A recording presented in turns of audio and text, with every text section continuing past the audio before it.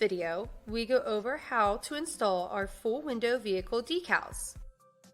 Before starting, check to make sure the weather will be above 60 degrees Fahrenheit. Do not apply the decal if it is below 60 degrees Fahrenheit. Please note, we do not recommend placing a decal on a rear window that has a wiper blade. This could cause damage to the decal, or it may rip the decal off. Start off by removing the existing decals from the vehicle's window and clean any dirt and debris off the entire window. This will prevent any particles from creating bubbles in your print.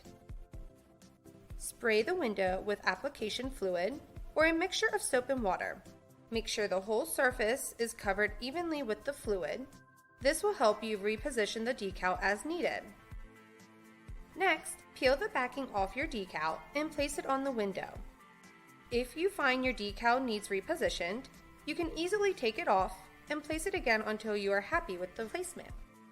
Once positioned, use a squeegee to smooth out the decal. Start from the center of the decal and move outward towards the edges.